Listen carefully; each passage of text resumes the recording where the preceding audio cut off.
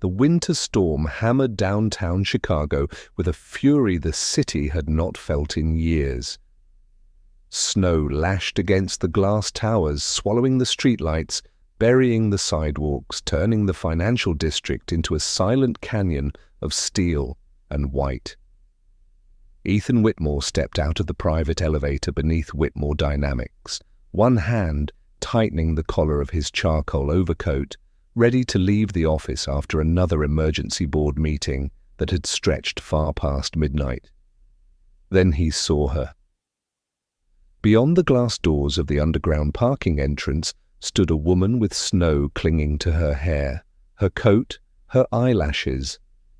She was holding a little girl against her chest, both of them trembling so violently that for a moment Ethan thought the wind itself was shaking them apart.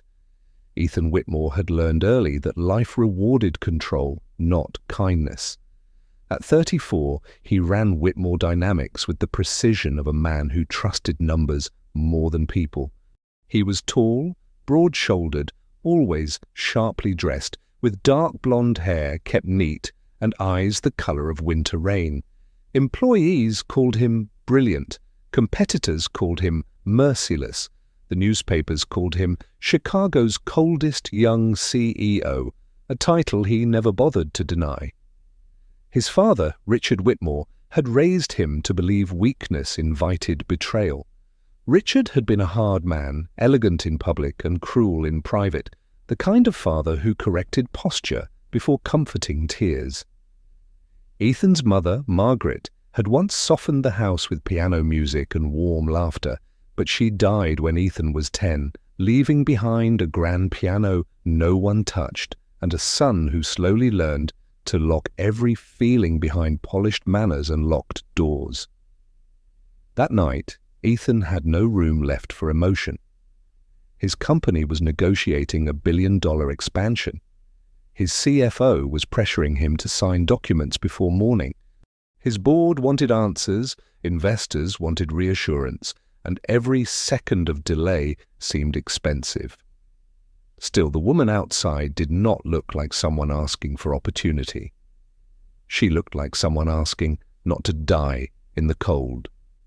Naomi Brooks existed in a different Chicago than Ethan Whitmore, though fate had brought her to the same door on this brutal night.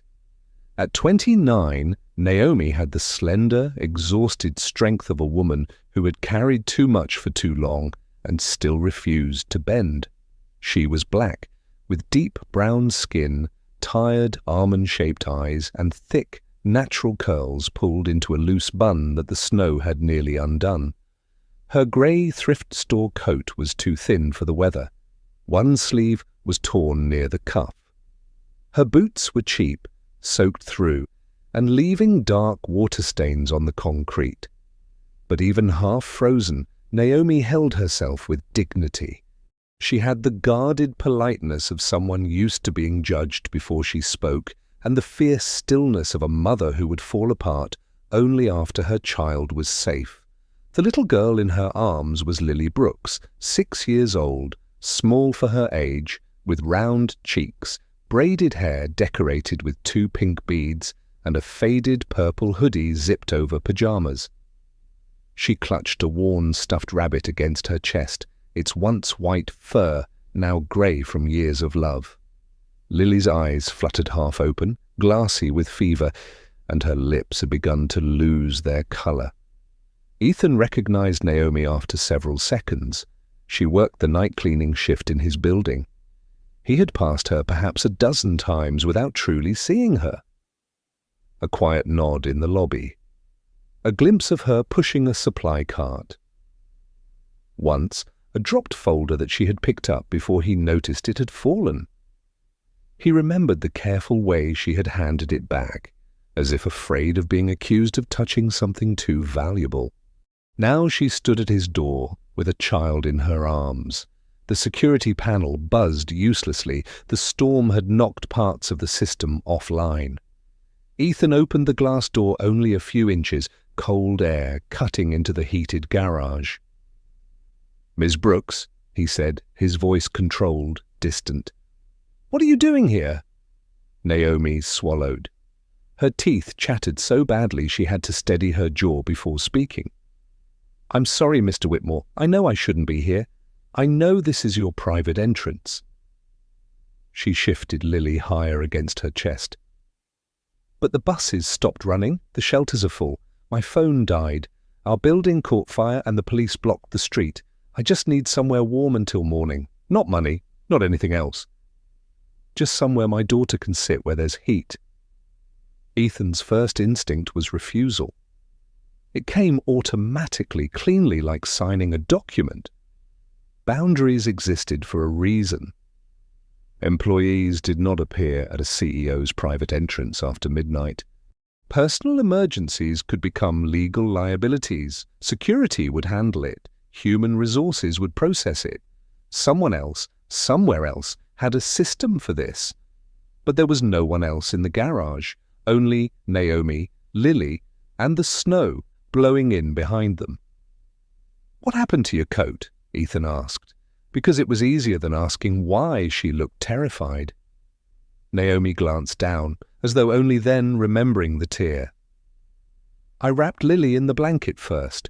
We had to leave fast." Her voice cracked on the last word, and Ethan saw what she had been trying to hide. Smoke darkened the edge of her sleeve. There was a shallow cut across her cheek. Her hands were red from cold, but one palm was blistered, as if she had touched something burning. The fire had been real. Behind Ethan, another figure emerged from the shadows near the security desk.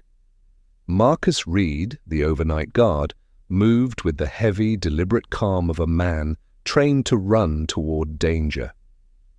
He was 51, broad and barrel-chested, with close-cropped grey hair, dark skin, and a neatly trimmed beard that made him look sterner than he was. A former firefighter, Marcus had retired after a warehouse collapse damaged his left knee, but he still carried himself like someone listening for alarms no one else could hear. "Mr. Whitmore," Marcus said quietly, "storm's getting worse. Dispatch lines are jammed. If they go back out there, that child won't last long."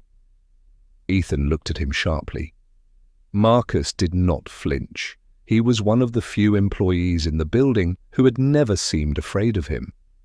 Naomi took one step back, mistaking Ethan's silence for rejection.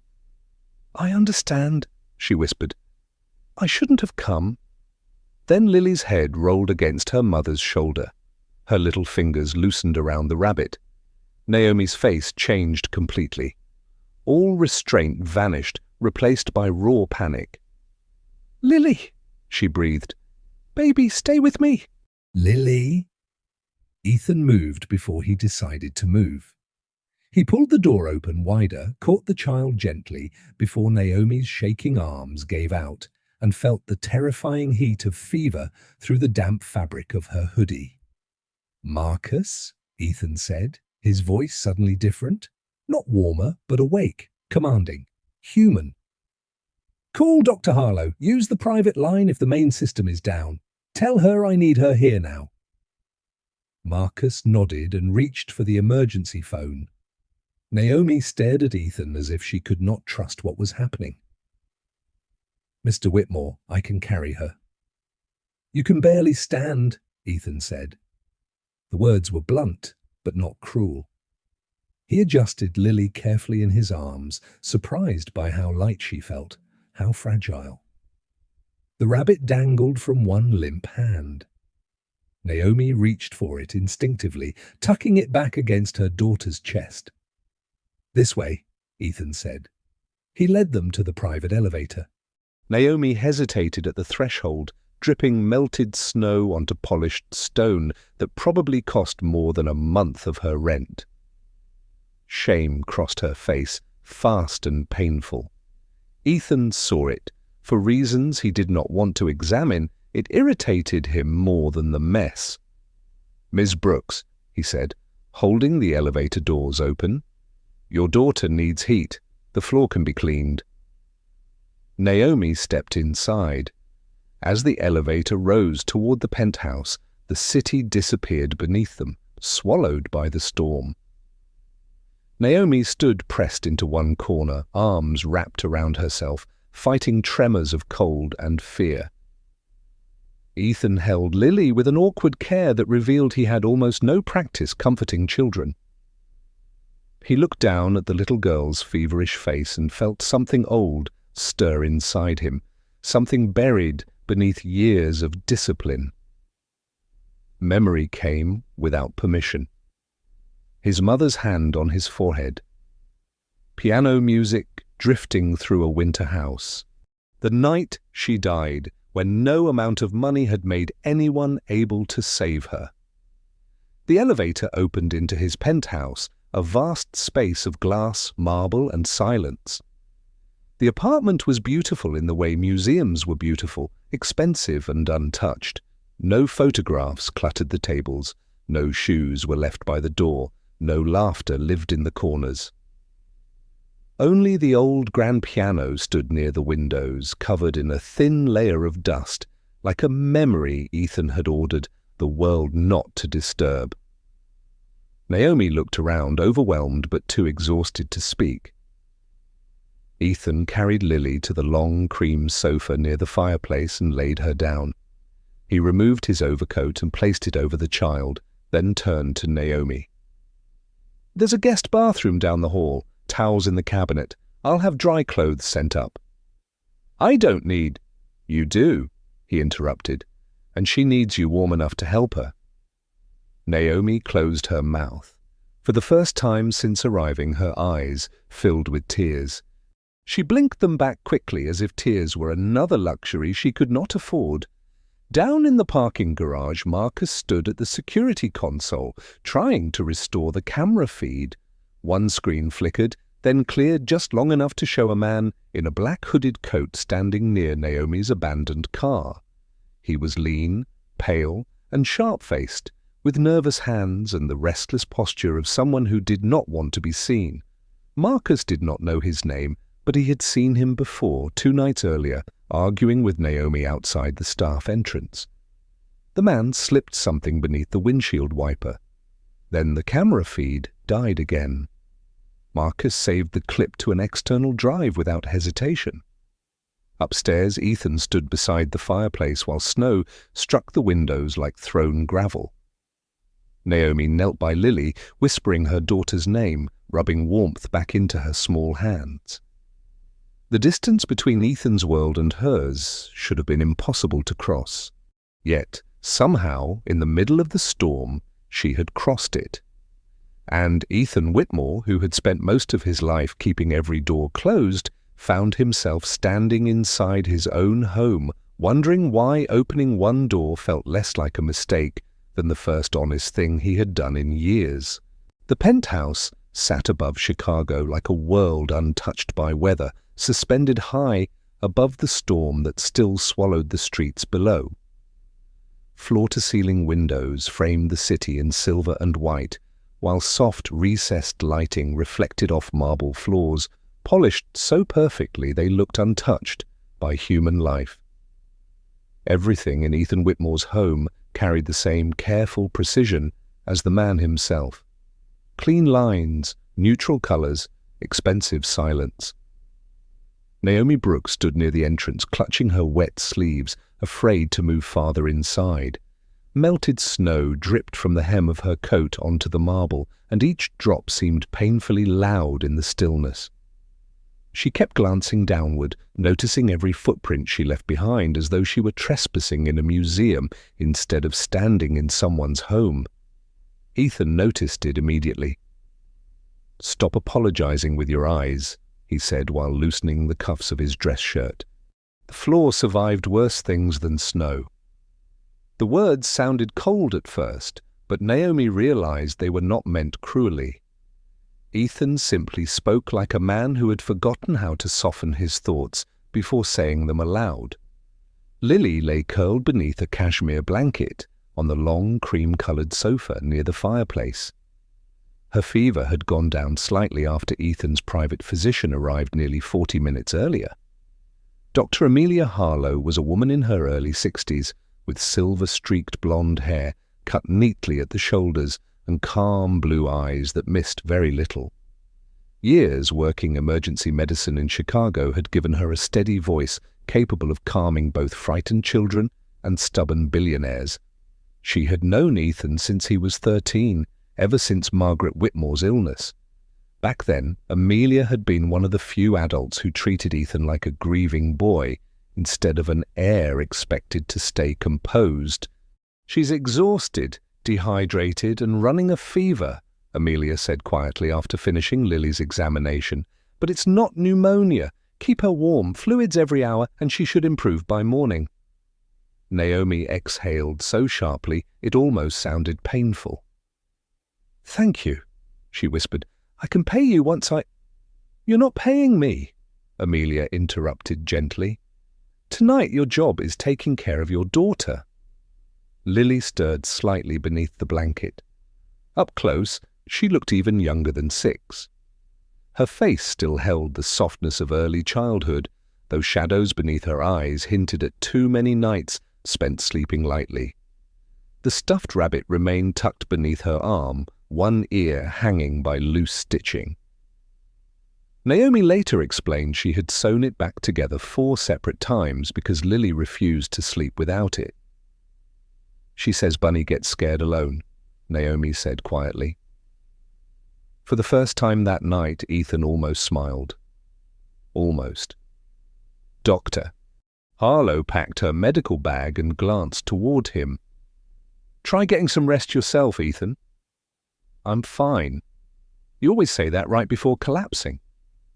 A faint look passed between them, the kind shared by people who remembered difficult years together.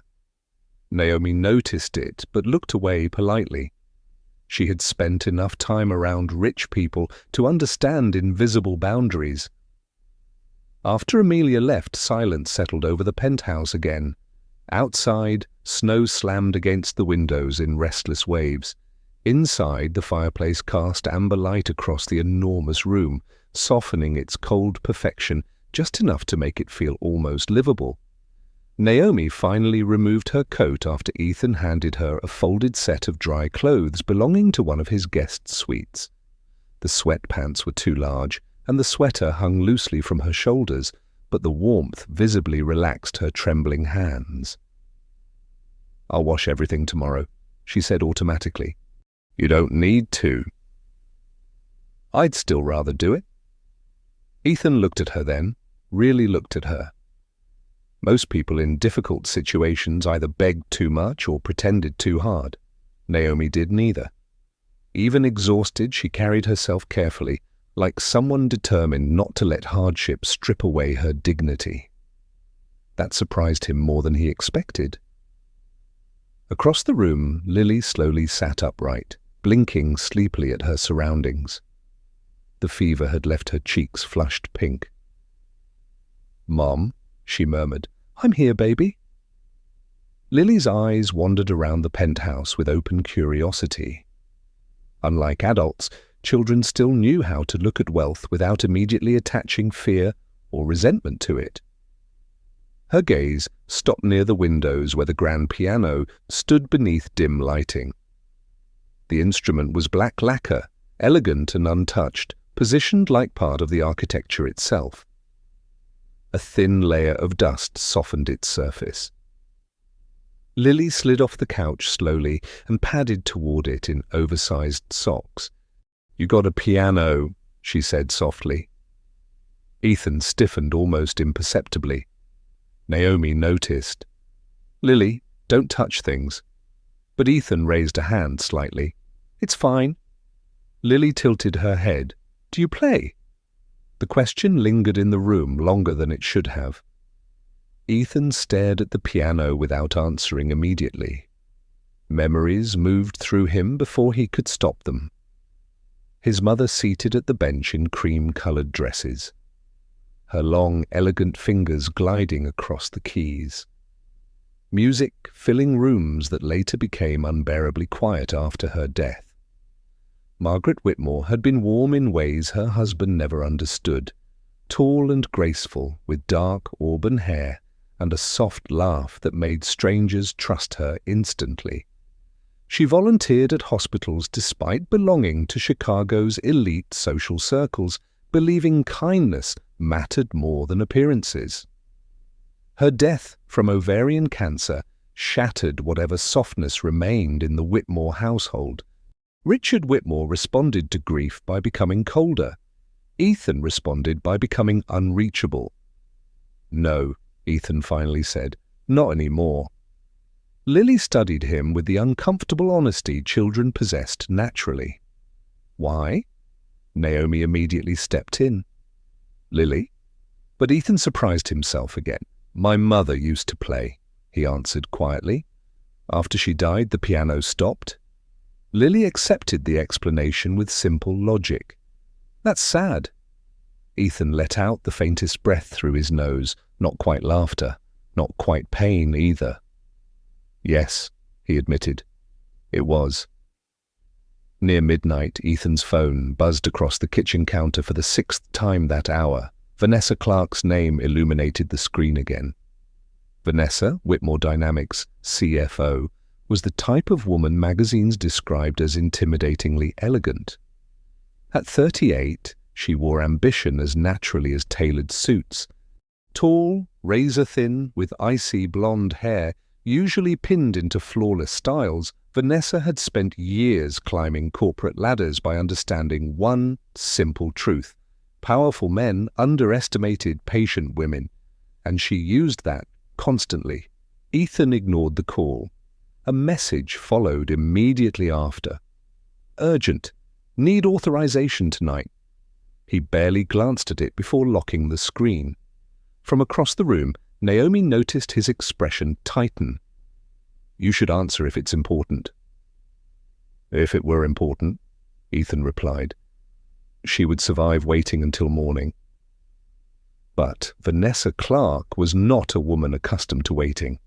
40 floors below, in a dark office still glowing with city lights, Vanessa stood beside her desk, staring at an encrypted file open on her laptop. The authorization she needed required Ethan's secure access code from his private network. Without it, a hidden transfer buried inside the merger documents could not move forward. And Ethan Whitmore never ignored 6 calls in a row. Her perfectly manicured fingers tapped slowly against the desk. Then she opened the building security app tied to executive access logs. Penthouse elevator activated. 12:47 a.m. 2 additional unidentified entries. Vanessa's sharp grey eyes narrowed slightly. "Interesting," she murmured. Back upstairs, Naomi tucked Lily back beneath the blanket while the child slowly drifted towards sleep again.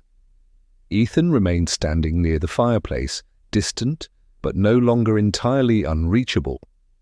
The storm continued outside, violent and endless against the glass.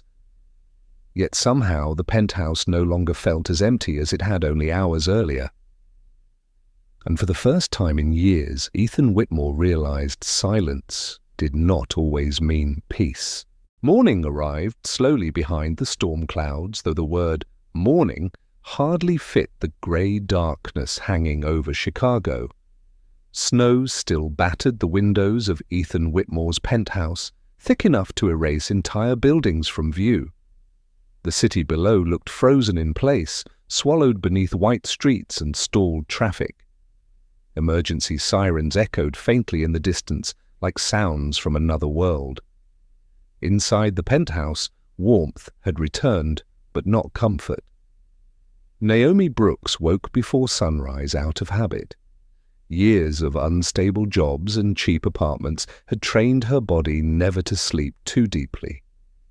She sat quietly on the edge of the guest bed for several seconds, listening to the unfamiliar silence around her. No arguing neighbors through thin walls, no pipes rattling, no fear of drunken footsteps outside the door. The room itself felt larger than her entire apartment had been. She folded the borrowed sweater neatly across the bed before leaving the room, careful not to disturb anything. Even now, she moved through Ethan's home like someone afraid of accidentally proving she did not belong there.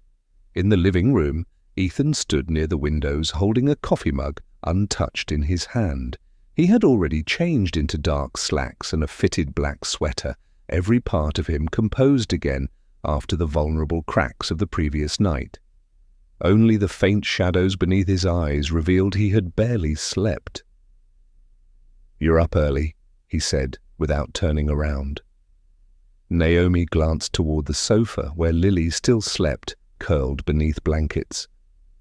"We should probably leave before we inconvenience you any longer." Ethan finally looked at her. "The roads are still closed." "I've handled worse." The answer came too quickly. Ethan studied her in silence. Naomi had brushed out her curls and tied them back neatly, but exhaustion still clung to her face. Up close, he noticed tiny things he had missed before.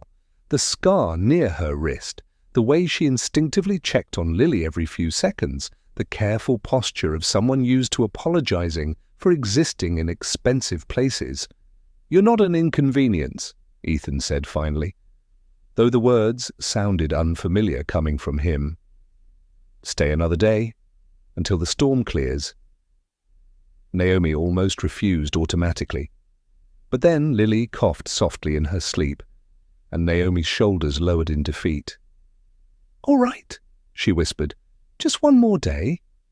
Ethan nodded once, as if they had finalized a business arrangement. Yet somehow that stiffness made the kindness feel more real. Later that morning, while Lily slept beside the fireplace watching cartoons muted on the massive television, Naomi sat across from Ethan at the long marble kitchen island.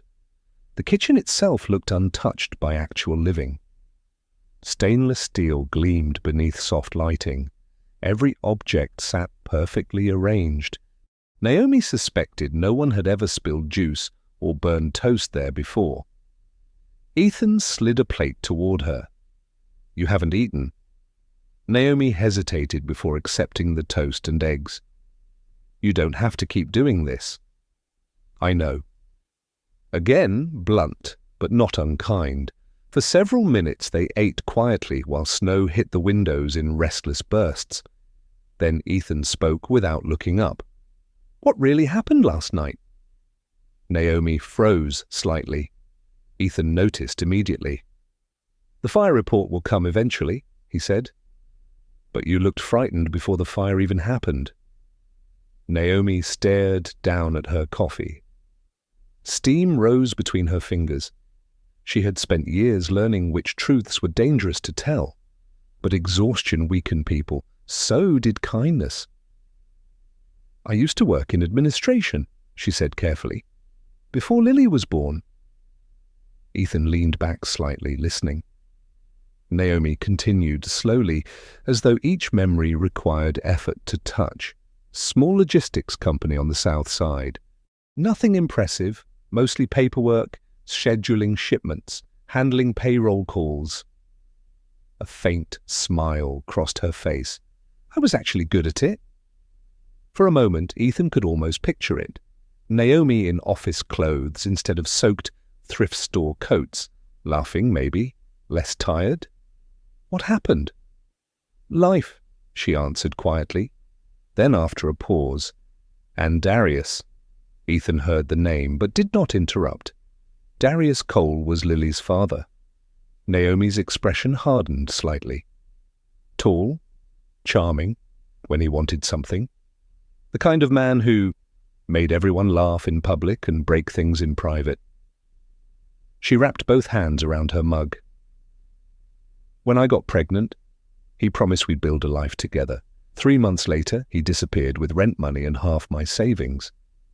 She said it plainly, without self-pity. That somehow made it worse. "I lost my apartment after maternity leave," Naomi continued. "Then my job. Childcare cost more than I made. So I started taking night shifts wherever I could." Her eyes lifted briefly toward him. "Cleaning offices, hotels, anything." Ethan said nothing, but something inside him tightened unexpectedly. He had spent his entire life around people who discussed poverty like statistics during meetings. Listening to Naomi made it feel painfully human. The building we lived in after that? Naomi hesitated again. Something was wrong there for months. Electrical problems, leaks, broken heaters in winter. She swallowed. People kept filing complaints, but management ignored everything. Who owned it? Greystone Residential. The name hit Ethan immediately. His posture changed so subtly, most people would have missed it. Greystone Residential was attached to one of Whitmore Dynamics' newest development investments. Vanessa Clark had personally recommended the partnership 6 months earlier. Naomi didn't notice his reaction yet. A few weeks ago, she continued, some men started coming around the neighborhood taking pictures, talking about redevelopment. They said the land was worth more cleared than occupied. Her jaw tightened. Then suddenly repairs stopped completely. Ethan set his coffee down slowly. What kind of redevelopment? Naomi gave a humorless laugh. Luxury apartments, probably. Coffee shops no one around there can afford. What was the project called? Naomi frowned slightly, trying to remember. Something Heights? Evergreen Heights, maybe? Ethan went still. Evergreen Heights was Whitmore Dynamics' largest pending real estate expansion on the south side, Vanessa's project. The silence stretched long enough for Naomi to notice. You know it? Ethan's expression closed instantly, years of executive control returning like armor snapping back into place.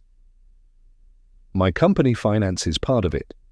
Naomi stared at him, not accusing, just tired. That figures, she said softly. The words landed harder than anger would have. Before Ethan could respond, his phone buzzed sharply across the counter again. Vanessa Clark. This time, he answered. Vanessa's voice came smooth and controlled through the speaker. Finally, I've been trying to reach you for 12 hours. I was occupied. So I gathered. A slight pause. You haven't approved the merger authorization yet. It can wait. No, Ethan, it can't. Her tone sharpened almost invisibly. Investors are already nervous because of the storm delays. Ethan glanced briefly toward Naomi. Vanessa noticed the silence instantly. She was the kind of woman who sensed weakness the way sharks sensed blood. Are you alone? She asked casually. Ethan's eyes narrowed slightly. Why does that matter? Another tiny pause, then Vanessa laughed lightly, elegant and empty. No reason, you just sound distracted. Down in the underground security office, Marcus Reed replayed the damaged surveillance footage frame by frame. The storm interference had corrupted half the files, but one clip remained partially intact. The hooded man from the previous night crouched beside Naomi's old sedan before slipping a thick envelope beneath the windshield. Marcus leaned closer. The man's face stayed hidden, but the envelope shifted briefly in the wind just enough for a handwritten message to show. Don't talk about the fire. Marcus's jaw tightened. Years as a firefighter had taught him something important. Electrical fires had patterns, and fear had patterns too. He reached for a portable drive to save the footage again, but another detail caught his attention first. Several minutes of security data had been deleted remotely. Not damaged, deleted. Marcus stared at the blank timestamps on the screen, a slow unease settling heavily into his chest while snow continued falling endlessly outside. And upstairs in the penthouse, Ethan Whitmore began realizing Naomi Brooks's story was no longer simply about a stranded employee needing shelter from a storm. It was becoming something far more dangerous.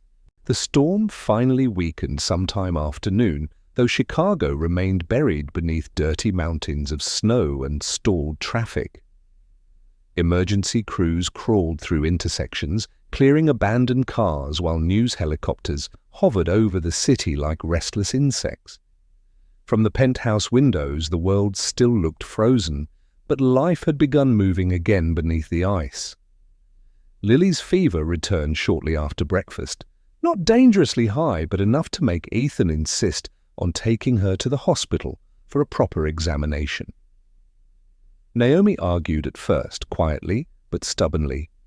Hospitals meant paperwork, insurance questions, bills she could not pay. Ethan dismissed every objection with the same clipped calm he used during corporate negotiations. "She's going," he said simply. And somehow that ended the discussion. An hour later, Ethan's black Mercedes SUV slid carefully through slushy downtown streets, while Naomi sat in the passenger seat, holding Lily beneath a heavy wool blanket in the back seat. The vehicle itself reflected Ethan perfectly, expensive, understated, immaculate. Even the leather smelled untouched. Naomi noticed how Ethan drove, controlled, alert, one hand steady on the wheel, eyes constantly scanning mirrors and traffic patterns. Not nervous exactly, just trained never to relax completely. "You always drive like somebody's chasing you?" Naomi asked quietly. Ethan glanced at her briefly. "Comes with being wealthy." The answer sounded dry but not arrogant. Naomi looked back out the window. "Must be exhausting," Ethan almost responded. But then he noticed the black SUV behind them for the third consecutive turn. At first he assumed paparazzi. Wealthy executives attracted gossip the way storms attracted lightning, especially now with merger rumors surrounding Whitmore Dynamics. But the vehicle stayed too close, too deliberate. Ethan's expression hardened slightly. "You know that car?" he asked casually. Naomi turned toward the side mirror, and all color drained from her face. The SUV behind them was matte black with tinted windows and a cracked left headlight. Old damage Naomi recognized instantly because she had once paid to repair it herself after Darius smashed into a parking meter drunk and blamed her for distracting him. "No," she whispered automatically. Then after a pause, "Yes." Ethan looked at her properly now. "That's Darius." The name carried no affection, only exhaustion. The SUV accelerated slightly behind them. Naomi's hands tightened around the blanket in her lap. Ethan noticed her breathing change immediately. Not panic exactly, but preparation. Like someone bracing for impact she had survived before. "Who exactly is he?" Ethan asked. Naomi stared ahead through the windshield. "The kind of man who mistakes control for love." She fell silent for several seconds before continuing. Darius Cole grew up learning how to survive by attaching himself to dangerous people. His father spent most of his life in prison. His mother disappeared before he turned 12. Naomi's voice remained steady, though her fingers trembled slightly. By 16, he was running errands for landlords, debt collectors, men who preferred intimidation over contracts. Ethan listened carefully. "He's handsome when he wants something," Naomi continued quietly. "Tall, athletic, smile like he belongs in church every Sunday." Her mouth tightened bitterly. People trust him too easily. "And you did too." "Yes." The honesty surprised Ethan. Naomi glanced toward Lily sleeping quietly in the back seat. "When I met him, he made me feel safe. That's the worst part." She laughed softly without humor. Men like Darius study loneliness the way businessmen study markets. The SUV stayed behind them all the way to St. Catherine Medical Center. The hospital rose above the snowy streets in pale grey concrete and glass, crowded with ambulances and exhausted nurses changing shifts. Ethan parked in the underground structure reserved for private donors and executive staff. Naomi noticed several people immediately recognize him as they entered the building. Doctors nodded respectfully. Administrators straightened posture. Wealth changed the temperature of rooms before words were even spoken. But Ethan barely acknowledged the attention. His focus stayed on Lily. Inside the pediatric wing, Lily was taken for additional tests while Naomi completed paperwork with obvious discomfort. She wrote carefully, almost apologetically, whenever forms asked about employment or permanent address. Ethan pretended not to notice.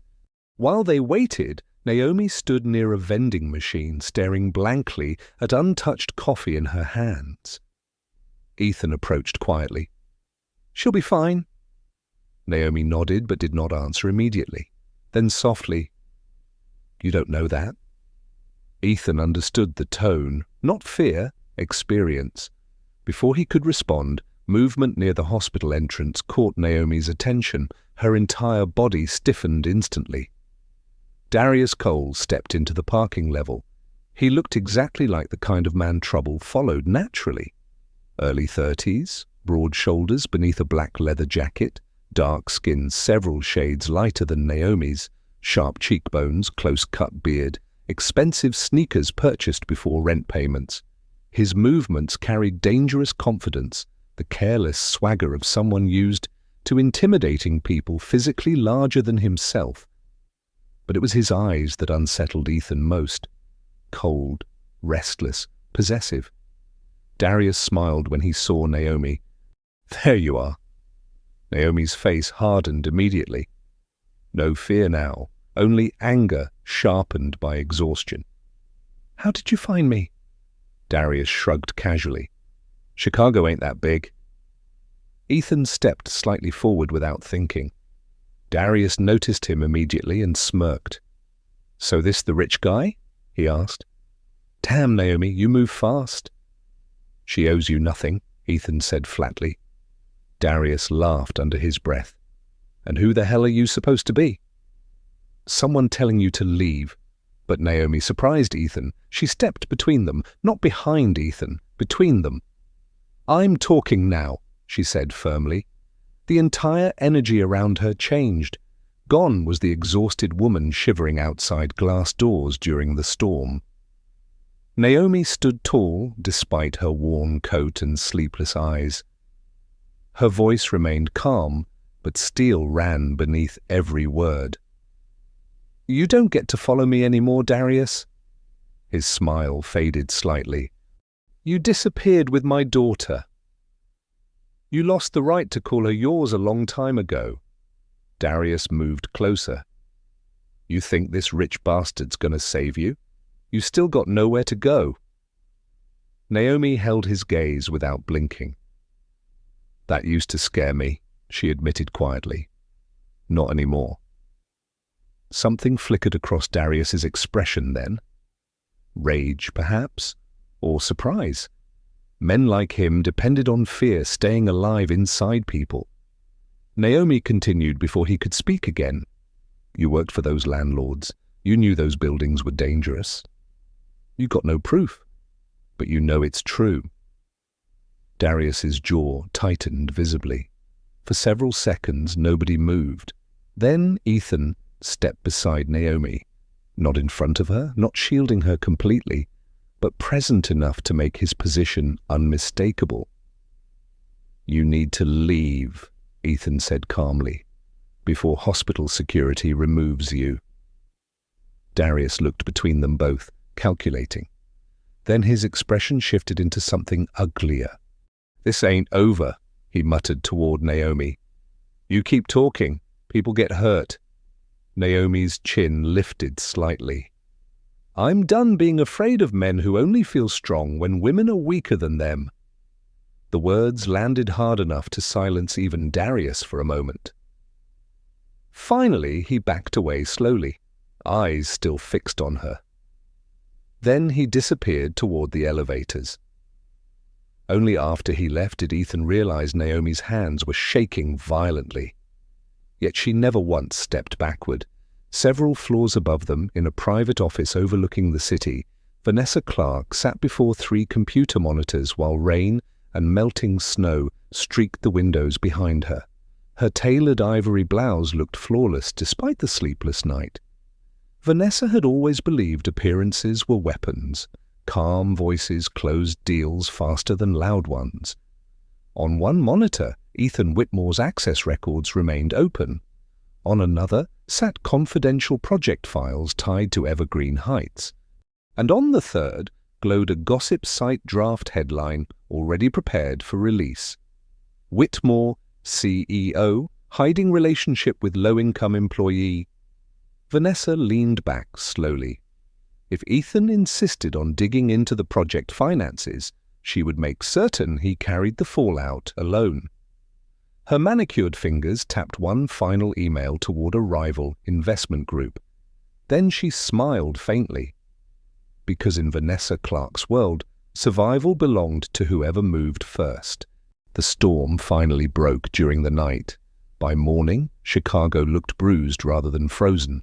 Dirty snow lined the streets in collapsing grey walls while exhausted plows crawled through downtown traffic. News reports filled every television screen with images of fires, blackouts, and emergency rescues from across the city. Yet inside Ethan Whitmore's penthouse, another kind of storm had already begun.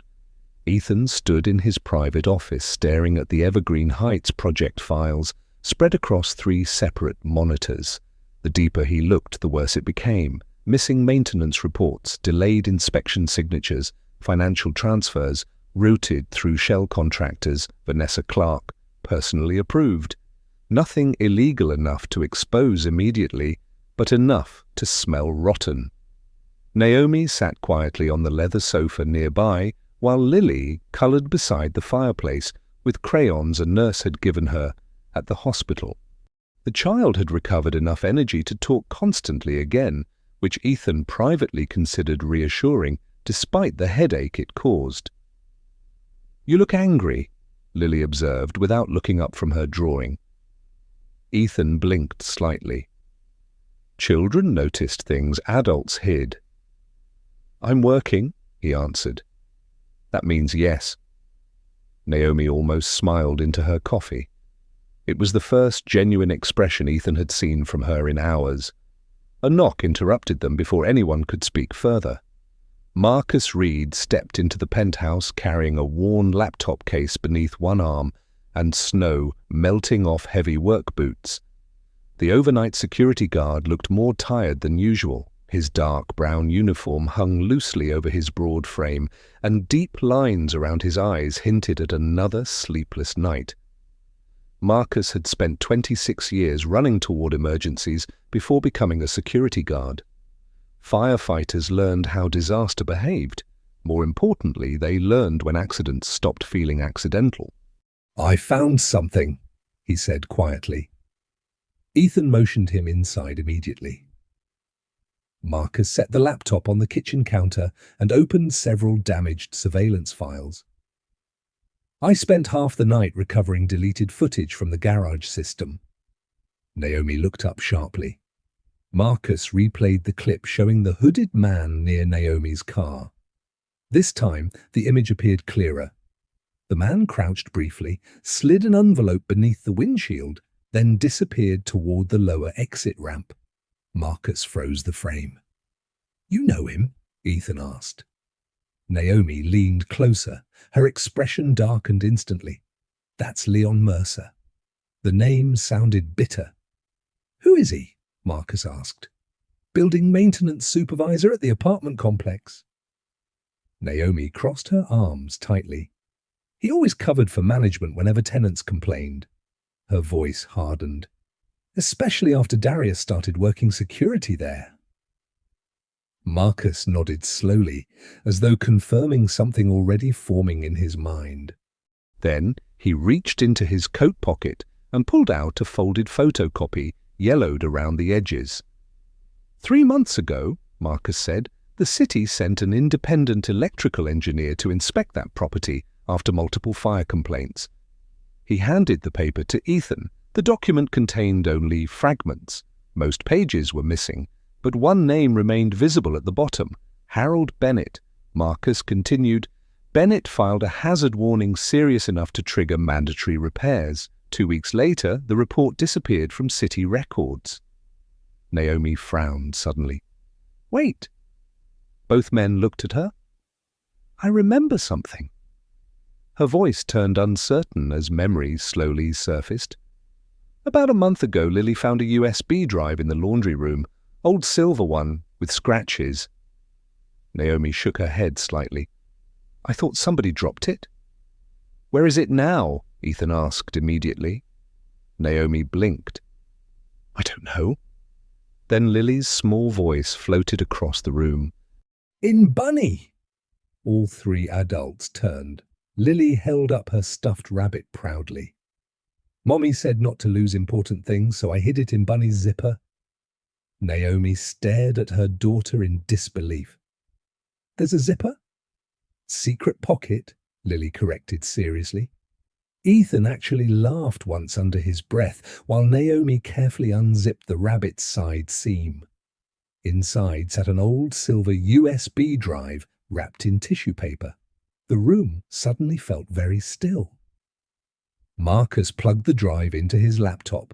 Several folders appeared instantly: inspection reports, internal emails, repair estimates, and finally, one contract labeled Evergreen Heights Redevelopment Phase 1. Ethan opened the files slowly, while Naomi watched his face lose color line by line. The evidence was devastating. Electrical systems throughout the apartment complex had failed inspections repeatedly for nearly 2 years. Engineers warned of fire risks severe enough to require immediate evacuation. Instead, management delayed repairs while quietly negotiating redevelopment contracts connected to Evergreen Heights. One email from Vanessa Clark herself froze Ethan completely. Delay mandatory repairs until tenant relocation numbers improve. Early evacuations increase compensation liabilities. Naomi covered her mouth. Marcus swore softly beneath his breath. The fire had not been accidental negligence anymore. It had become calculated risk. Ethan leaned back slowly, staring at the screen as though seeing his own company for the first time. Whitmore Dynamics' name appeared throughout the contracts, buried beneath layers of approvals and subsidiaries.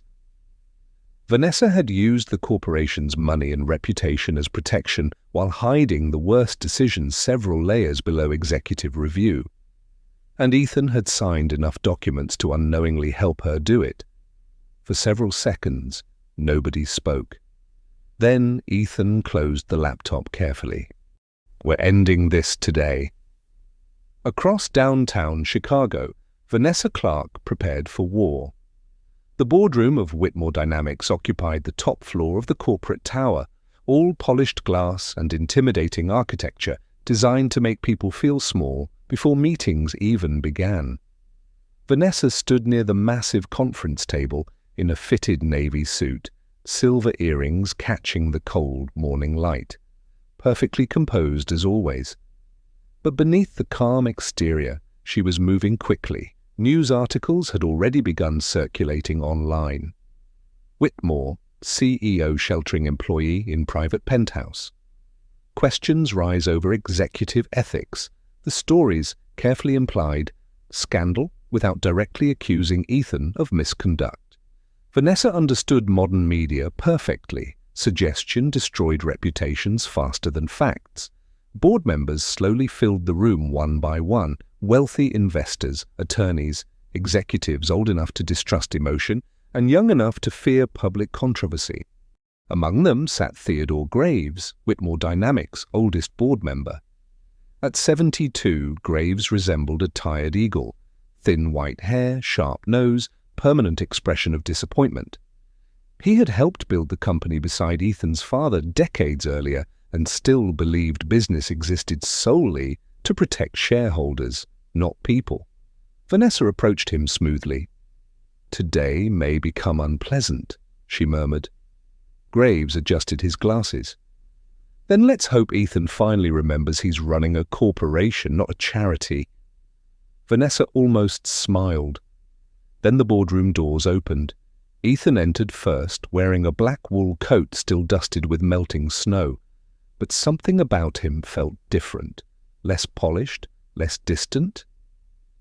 Naomi walked beside him holding Lily's hand, while Marcus carried the laptop case containing the recovered files. Murmurs spread instantly around the room. Vanessa's expression tightened for the first time all morning. Ethan ignored every stare as he crossed toward the center of the room.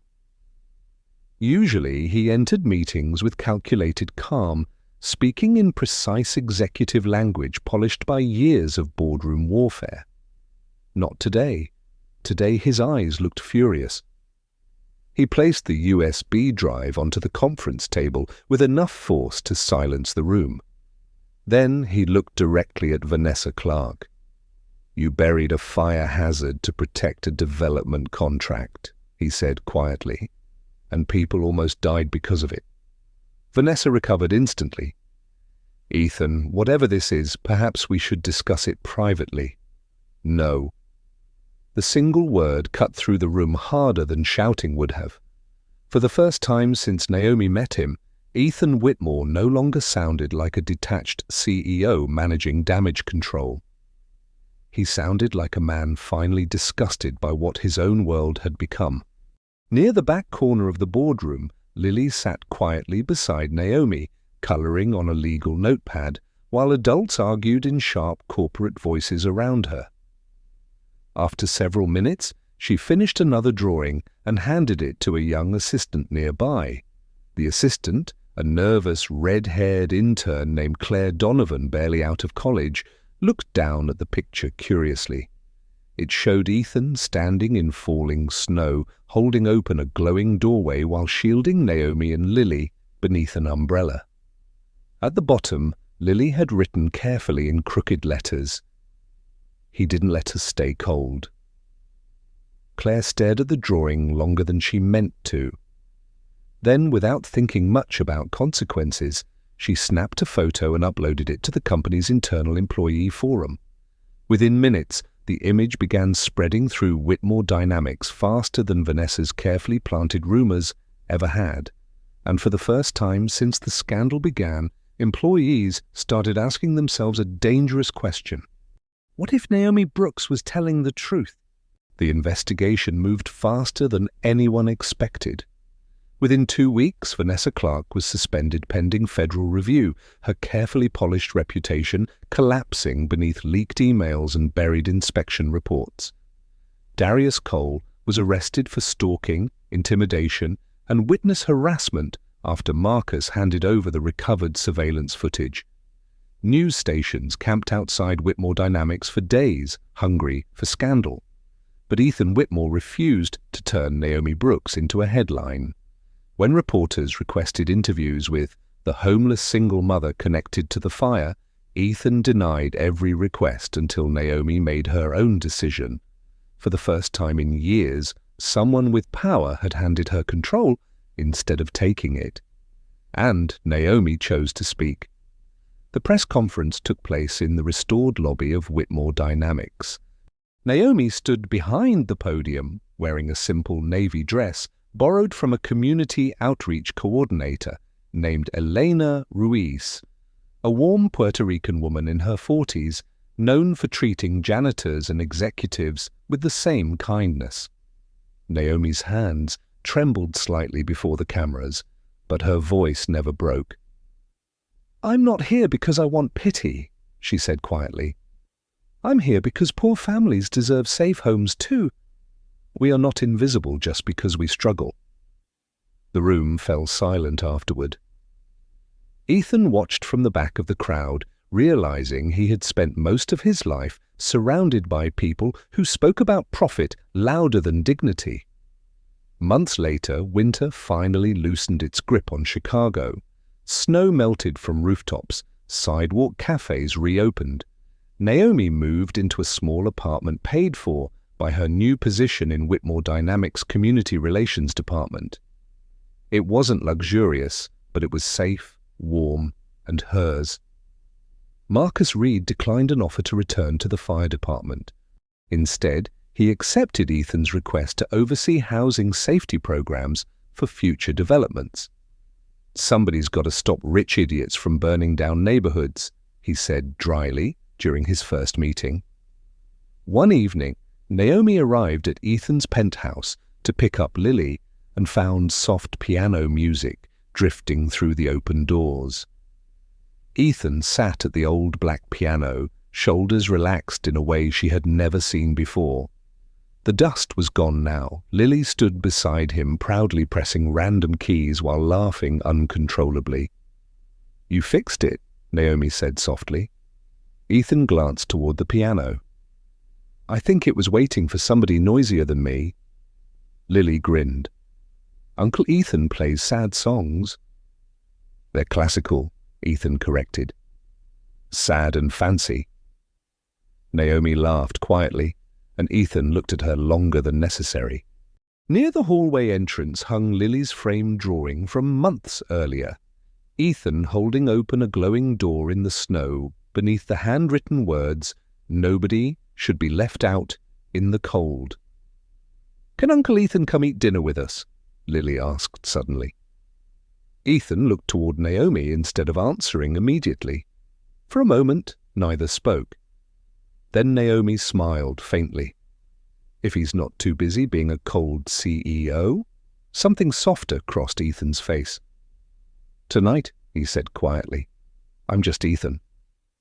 Later, the three of them stood together on the penthouse balcony overlooking Chicago, glowing beneath spring lights. No promises were spoken, no dramatic confessions filled the air. But this time, when Naomi looked at an open door, she no longer expected it to close behind her.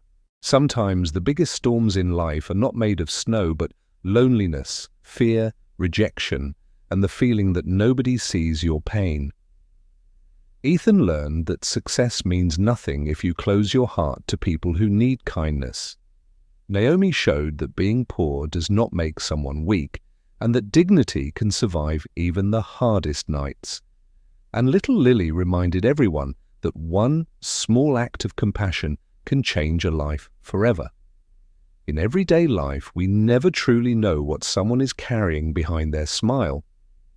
A warm word, an open door, a moment of patience, or simply choosing kindness instead of judgment may become the reason someone keeps going.